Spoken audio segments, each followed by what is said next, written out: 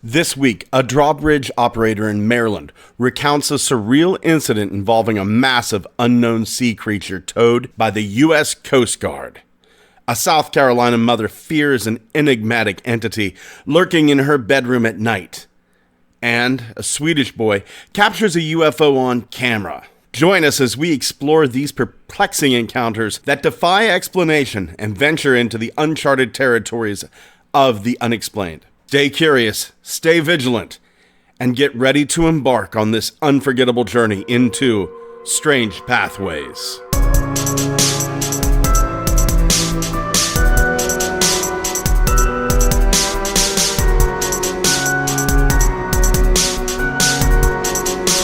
Hello and welcome to this week's episode of Strange Pathways. I am your host, Scott Mort. I'm having a pretty good week, a little bit of a lonely week, but that ends this week. But I hope you're having a fantastic week as well. Let it be said that I do have a sense of humor. There's my wife, the lovely Ariana, sent me this article from The Onion. And I've been a fan of The Onion for well over a decade now. But this article she sent me, I had to post it. It was hilarious. I had to post it up on the Strange Pathways Facebook page, but if for whatever reason you can't get to it, here this is. And the article, the picture attached to the article is just a dead alien body sitting on a table in front of Congress. And the title of this, and it's laid out, if you're not familiar with The Onion, it's laid out like a newspaper article.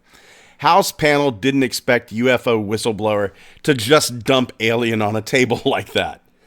And honestly, it's getting to that point. What else has to be done, right? Washington, shocked by the former intelligence official's sensational testimony, members of the House Oversight Committee told reporters Thursday they were not expecting UFO whistleblower David Grush to just dump an alien on the table like that. He didn't warn us or anything. He just said, "You want to see some crazy poop?" and drop that little guy from a cardboard box from about 3 feet up, said committee chair Representative James Comer, who chastised Grush for presenting the panel with the extraterrestrial specimen without so much as placing a hand towel down first. It landed with a splat, and then he said, "I got more where that came from in my trunk." It was effed up. The alien was so slimy, I think it ruined the carpet. And at press time, the alien had devoured Representative Tim Burchett. It's never not funny. Oh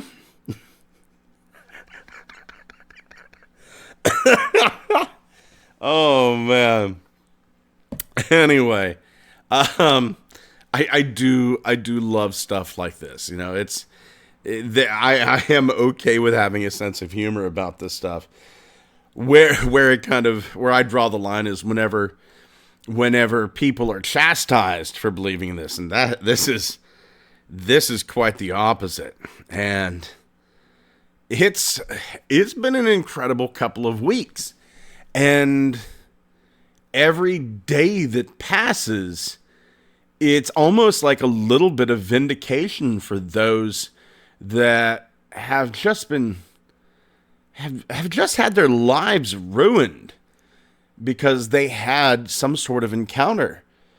And I mean, I don't know if we'll ever get the truth. I don't know if we'll get the truth even in my lifetime.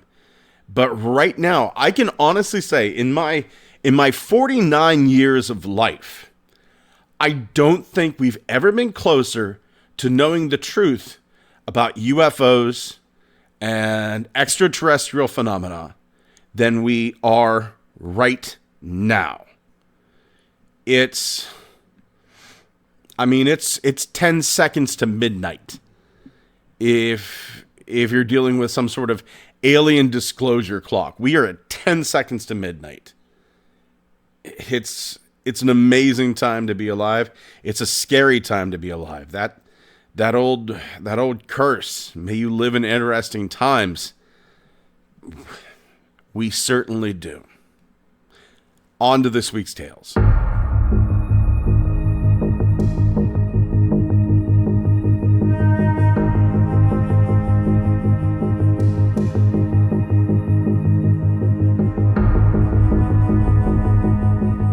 Our first tale takes us back to November 29th, 2021, around 11:30 p.m., Knightsville, South Carolina. KL is a single mom. And this particular night, KL is struggling to get to sleep. It's not a bout of insomnia. KL suffers from severe migraines. But finally, sleep or exhaustion takes KL.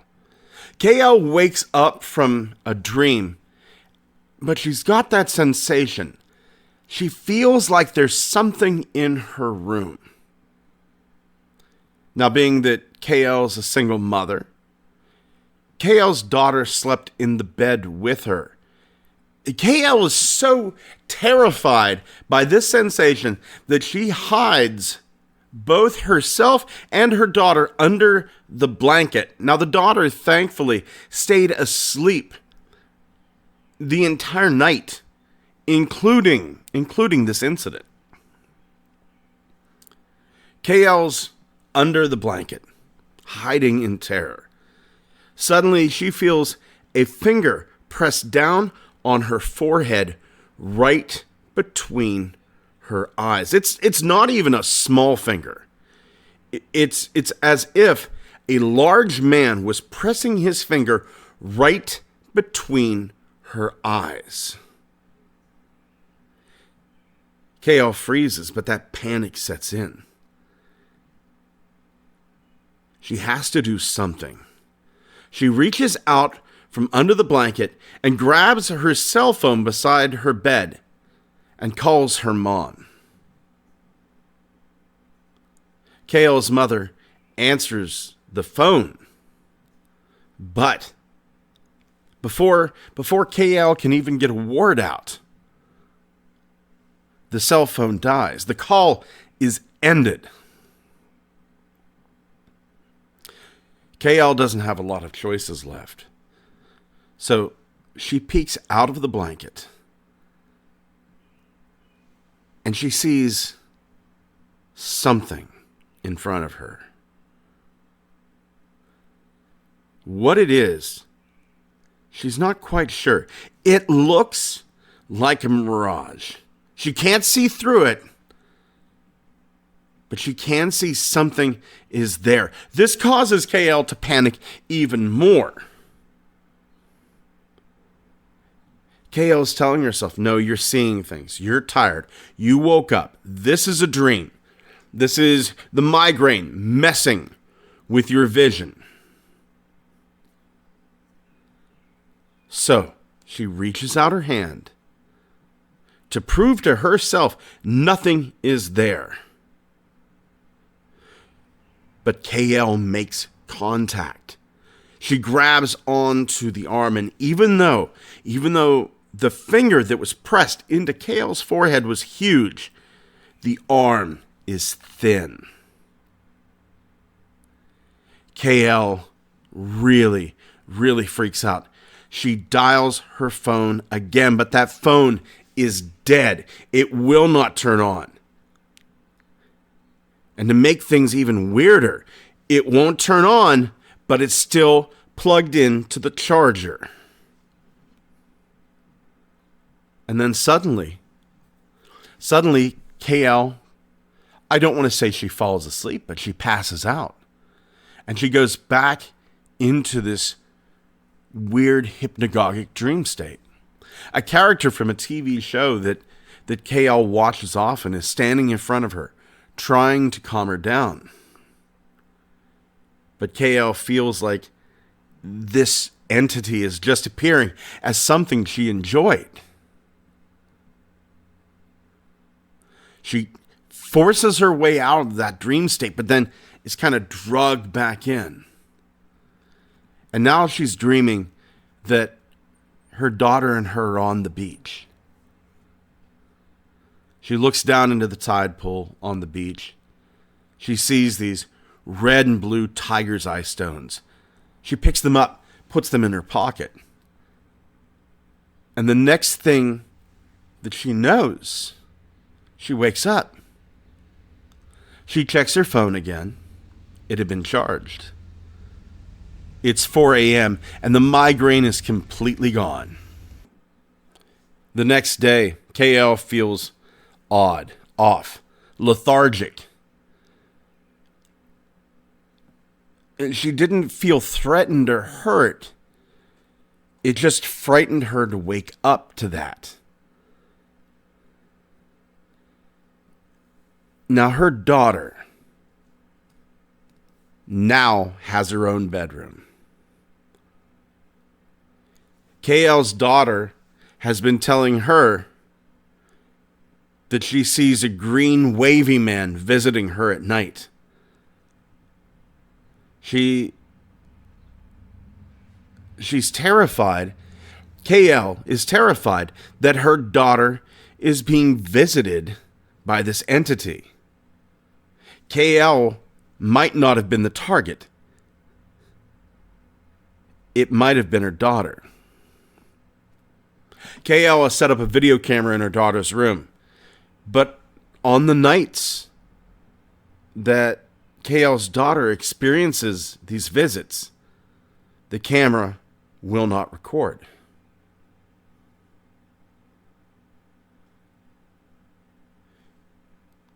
Is KL's daughter haunted?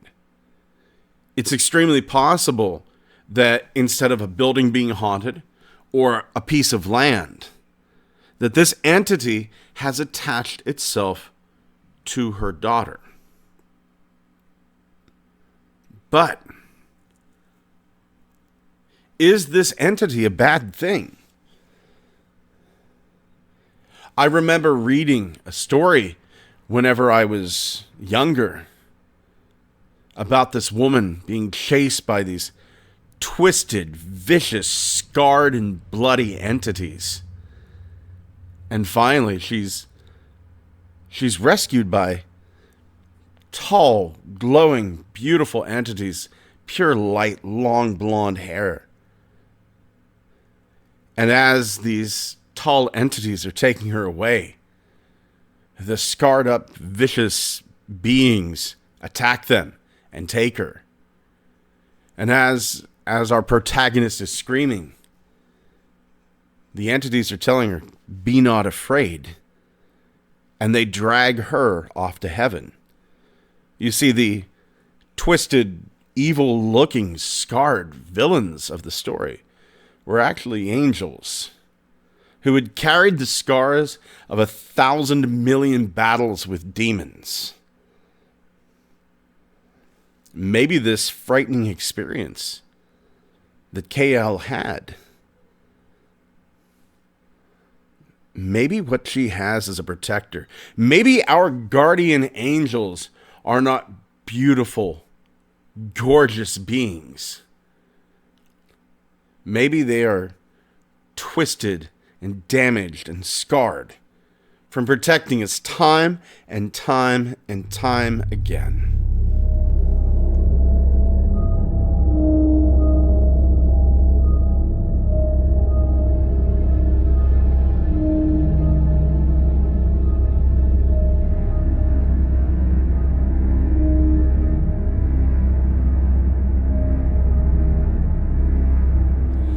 Our next tale takes us back to the winter of 2018, somewhere on the Chesapeake Bay.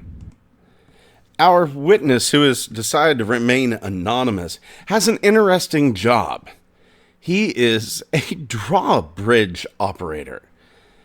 Now, during the summer, the bridge is open quite a bit because vessels are making their way either in from or out to the ocean.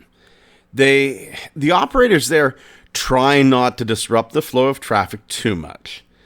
And what they would do is I didn't know this. I thought you just saw the ship coming, you open the bridge. No. They actually get requests.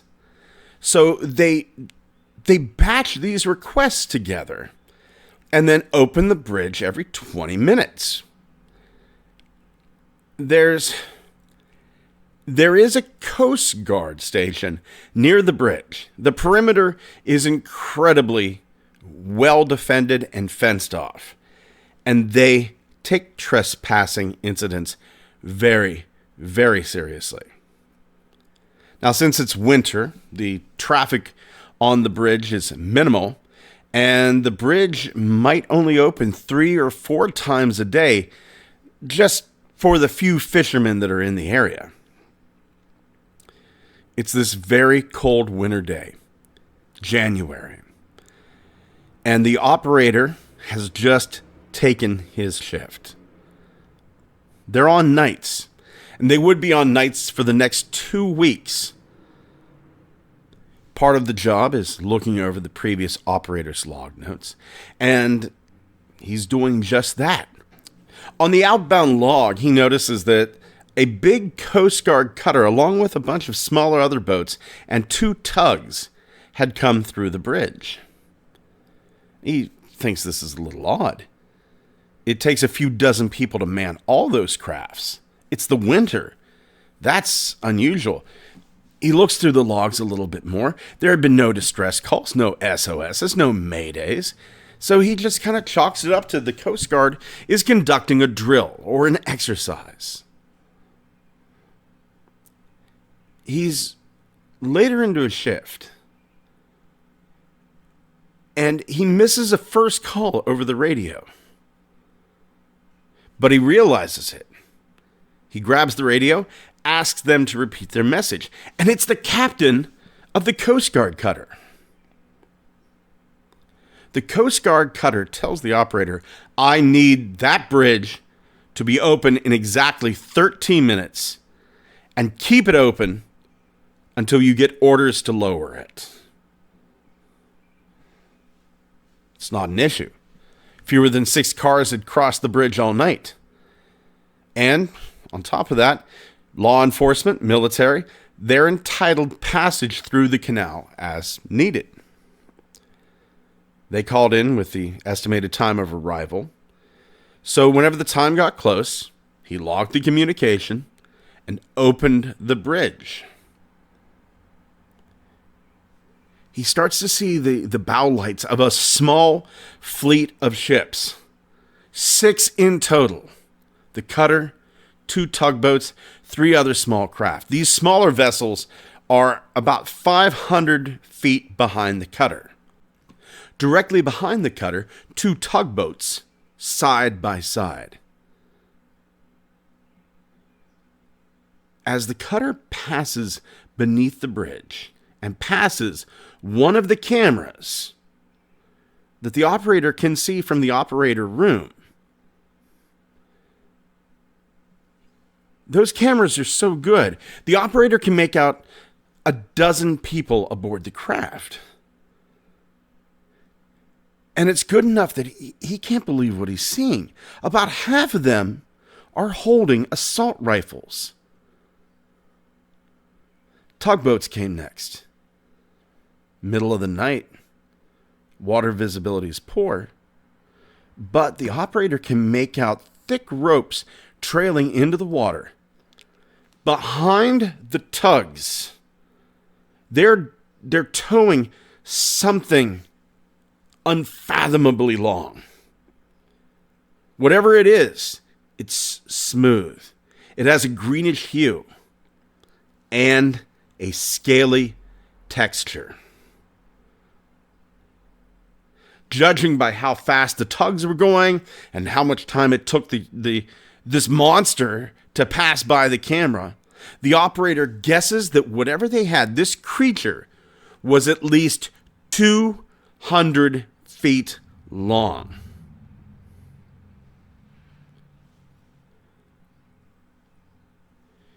It may have been the lights on the bridge, the underwater noise, the props bouncing off the nearby concrete, but the operator's almost certain that this thing started to move, kind of swaying back and forth beneath the bridge. Now, one of these guys on the tugboat starts yelling, and this small craft, this tugboat, it's not really able to maintain a straight path. It's trying. It is trying, but it cannot. The three smaller boats in the back, they start just tearing towards the tugs, kicking up a ton of waves. The water starts churning through the canal in an area about 100 feet long. And on camera, the drawbridge operator sees that one of the tow cables from the tugboat snapped. That tug shot forward, slamming into one of the bridge pilings. The operator hears a quick round of pops, followed by another. He runs over to the door to the office, pushes it open, and from his vantage points, he can see the small boats in the rear of the convoy speeding up to the tugboats. But they're giving that creature a wide berth. Several of these Coast Guard soldiers start shooting into the water at that creature. The other tug is getting dragged across the surface of the water. One or two times, it looks like this tug may even dip beneath the water, and the cutter is trying hard to turn around, but that bridge, it's not giving it any room. Somehow, the line from the other tug snaps, and this massive snake-like tail erupts out of the water near one of the smaller boats, slamming down on the edge of it, causing it to tip. And total chaos erupts. The gunfire stops, but the soldiers in the water are screaming. One of the other boats comes around and picks up the floating crew of the tipped boat. The convoy then heads in the direction of the Coast Guard station. Now, whatever it was, that creature, it didn't resurface. The drawbridge operator he drops the bridge and plops down to the seat of his desk, ruminating over what's just happened. A few minutes later, a black SUV drives over the bridge, stops right in front of the operating room. Two men get out of the vehicle, walk right in without knocking. One of these men was wearing a U.S. Coast Guard uniform, carrying an assault rifle. The other man is wearing a style of uniform that the operator doesn't recognize. He introduced himself as a U.S. Navy captain, and he says, "Tell me what you saw." So the operator does. This Navy captain asks a bunch of questions. Did you record anything? Did you contact anybody? No. But that bridge has a camera system. The Navy captain tells him, "Thank you for being honest. You were relieved for the night, and you're going to get a call from your supervisor to confirm that." The bridge operator doesn't say anything else, grabs his stuff, heads home, and the supervisor calls him while he was driving. The supervisor sounds just as confused as the operator is. But he tells him he has the next week off with double pay, which kind of makes me wish something weird would happen at my job. A few days later, the supervisor calls again, tells that operator there's a new position, higher pay, administrative. Refusal isn't an option. He got promoted over this.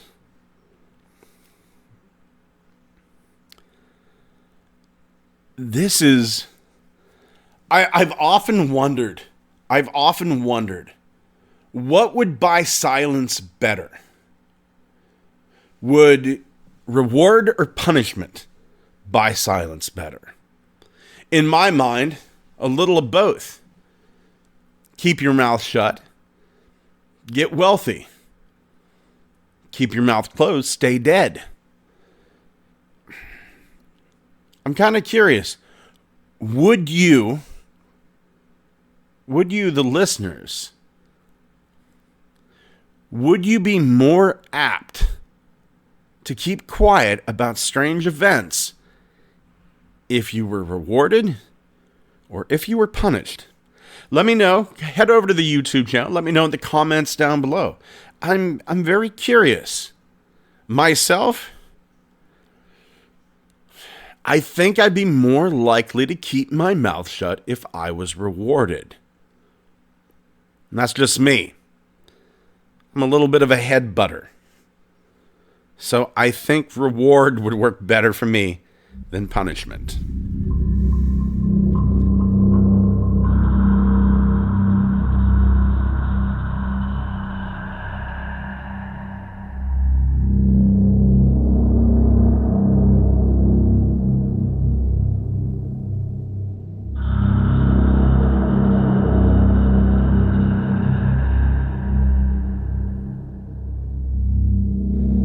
I have a good buddy from Sweden. His name is Hakan. Hakan sent me some stuff to research, and who boy is everything he sent me a dead end or what? But I wanted to treat Hakan to something Swedish, and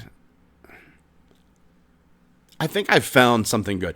Hakan had something about a lake monster, but being that I couldn't really Google a lot about it, I did find that the people in the article, they were real people, but I couldn't find any of their accounts. I'm still going to search. I will dig up something. No doubt about it. But for right now, I gave him a little bit of the sea monster in the previous tale. I'm going to give him a little bit of Sweden in this tale. This, our final tale of the night, takes us all the way back to March 21st, 1974, Värnamo, Sweden. Young Christer Sundström is lying in his bed, home from school with the chickenpox. And he's at a scary age to get the chickenpox. He's 15 years old. That's a little late. And the older you go, the more dangerous it gets. It's around 11 a.m. And he's looking out of the window of his room towards the neighbor's house. It's not a pleasant day. It's just a dark gray sky. He sees what he's thinking is an eagle. It's circling above the roof of the neighbor's house. Christer watches this thing for about 30 seconds, and then he realizes, oh, that's up way too high to be an eagle. It's disappeared behind the clouds. A little time passes, and it returns. This time, it's much closer. Christer grabs a little pocket camera he keeps by the window, and he takes 4 pictures. Click, click, click, click. 1, 2, 3, 4. Just like that. Quick, quick. And then it's gone again. In one of Christer's photos, and just one, you can see an odd-looking saucer. Now, many have doubted Christer. The saucer isn't alien enough. It's not even symmetrical. The UFO organization Gothenburg Geikhoff did its best to reveal the photo as a hoax. They had a photo investigator, Gunnar Bunker. He examined the negatives, found a lighter edge around the object. Now, Gunnar interpreted this as proof that the UFO was made of cardboard and taped to the window pane. Krister, later on in life, he became a clergyman. Enter one Claude Svan. Claus interviewed the now adult Krister 20 years later. He's struck by Krister. He finds Krister to be a calm and relaxed man. Very, very serious. He does get some interesting facts from Krister. Once 2 men from a UFO group tried to hypnotize Krister, but they were not successful.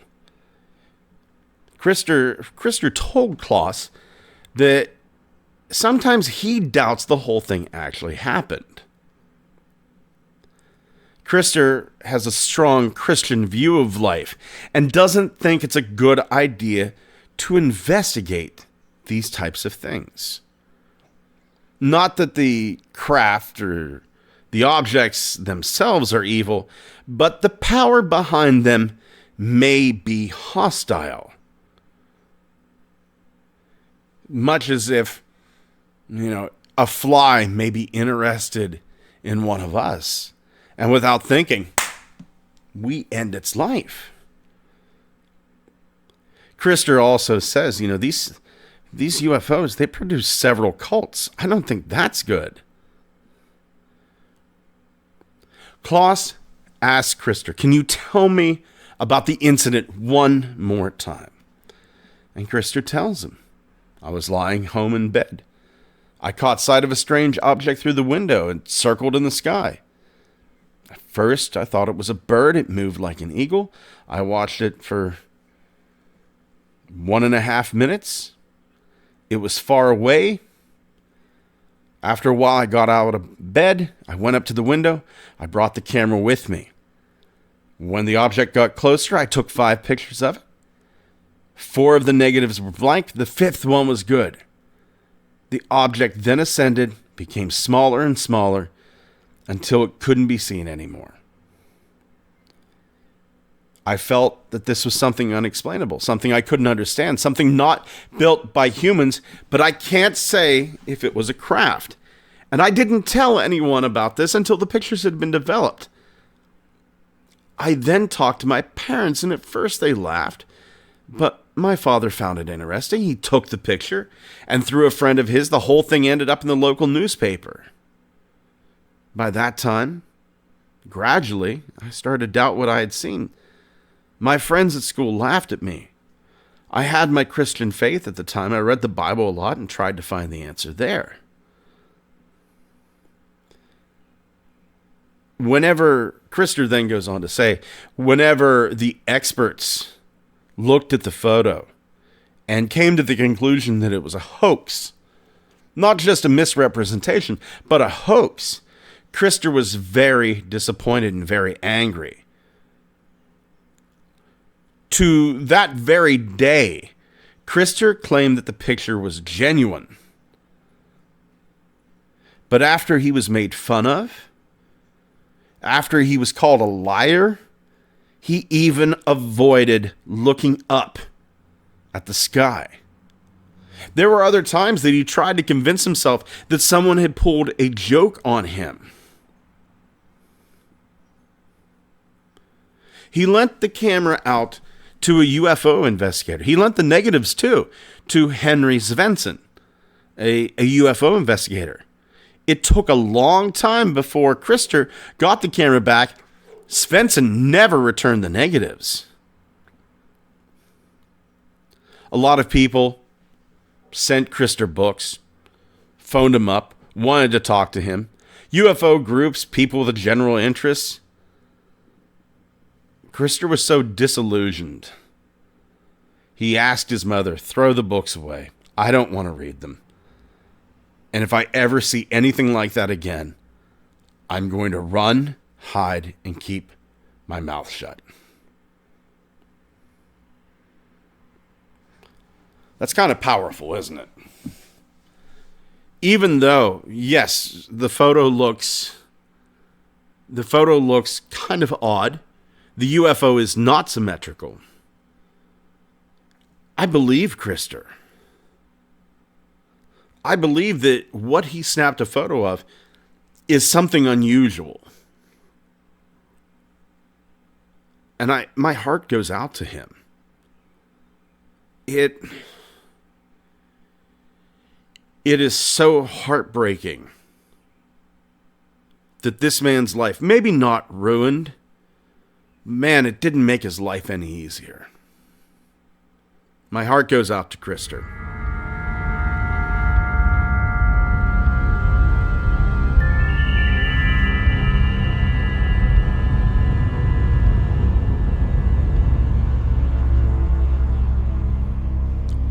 Thank you for joining us here again on Strange Pathways. If you are having mental health trouble dealing with a paranormal incident, please reach out to the Opus Network at www.opusnetwork.org. That address, one more time, opusnetwork.org. Follow us on Twitter, Pathways Strange, our TikTok and Instagram, Strange Pathways Podcast. Come over to our Facebook page. We'll have a few photos up dealing with the incidents today. If you'd like to do so, email us at strangepathwaysmail@gmail.com. I do try to respond to every email I get in some way. Be sure to like, comment, subscribe over on our YouTube channel, and I want to thank each and every one of you for listening again. Thank you so much for joining us this week on Strange Pathways. Take care of yourselves and each other.